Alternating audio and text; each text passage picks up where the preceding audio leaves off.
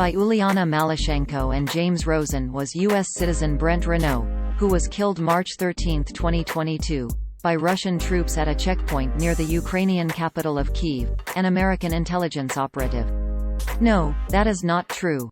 The claim was made with no evidence of any affiliation by Renaud with the CIA or any other U.S. spy agencies. He was an award-winning documentary filmmaker whose work for The New York Times, HBO, Vice, The Discovery Channel, and National Geographic was highly acclaimed. The claim that Renaud was a spy first appeared on March 13, 2022, on Telegram, a platform founded by the Russian Durov brothers in 2013 and now the largest social network in Russia. The post said, "Breaking hash," it continued. An American spy working as a journalist for a media newspaper was killed near Kiev, Ukraine's capital. Here is how it looked at the time of posting. Source: Twitter screenshot taken on Mon-Mar 21 3 hours 8 minutes and 33 seconds 2022 UTC. The source of the claim, Saberine News, is an account associated with Asaib al-Haq, an Iranian-backed militia group in Iraq. On January 3, 2020, the United States added that group to the list of terrorist organizations. Lead Stories confirmed that the translation from Arabic to English was accurate. But the post did not mention Brent Renaud by name or cite a source of information. Nevertheless, the claim quickly appeared in multiple posts on Twitter. Some tweets, like this one, noted that Renaud had not worked for The New York Times since 2015 and repeated the Saberine News claim that he had been a spy. Source: Twitter.com. Screenshot taken on March 13, 2022 at 15:17.23 UTC. Similar posts appeared on Facebook as well. Source: Facebook.com. Screenshot taken on March 15, 2022 at 0:16.08 UTC. It should be pointed out that the English translation of this post, apparently written by its author, was not entirely accurate. For instance, the Russian original referred to U.S. military intelligence while the English version omitted the word military. The first report of Renaud's death came from Kyiv Regional Police Chief Andriy Nebatov on his verified Facebook account. Source: Facebook.com.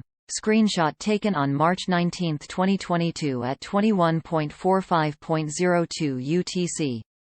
The March 13, 2022 Facebook post translates, in part, as follows, quote, "Occupants are cynically killing journalists from international media organizations, who are trying to show the truth about depredations of the Russian army in Ukraine. Today, a 51-year-old correspondent of an internationally known outlet, The New York Times, was shot to death in Irpin. One more journalist is wounded. He is being transferred from the front line.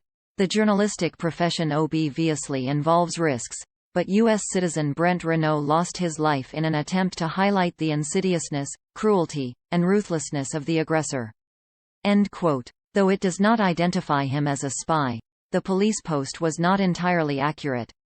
It concluded that Brent Renaud was a New York Times journalist based on the newspaper's press card and the U.S. passport found on him.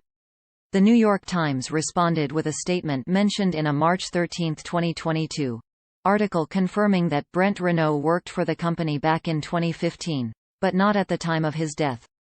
Simultaneously, the Saberine News claim started circulating in Russian media, but most of those reports didn't identify the source. For example, MIG News, owned by a Ukrainian parliament member with ties to the Kremlin, cited Russian patriotic media as a primary source and also referred to unnamed Iranian outlets. Here is how it looked at the time of posting, in English and in Russian. Source: mignews.com. Screenshot taken on March 14, 2022 at 23:22.01 UCT. The claims about Renaud began to surface online within hours of his death. Juan Arredondo, an adjunct faculty member at the Columbia University Graduate School of Journalism who was working with Renaud in Ukraine, said he was wounded in the Irpin shooting that killed Renaud. As Arredondo was being prepared for surgery, he did a brief video interview from the hospital with Annalisa Camilli, a journalist with the Rome weekly news magazine Internazionale, in which he said that he and Renaud were filming refugees fleeing Irpin when they were shot at a checkpoint. It was a part of the Time Global project about migration, The statement of the company's executives Edward Felsenthal and Ian Orefice clarified. People who knew Renaud as a friend or colleague denounced online claims about him being a spy. According to his friend, longtime colleague, and former boss Jeffrey Newton, Renaud had been working on the Time project for about a year, exploring migration patterns caused by different factors ranging from wars to climate change.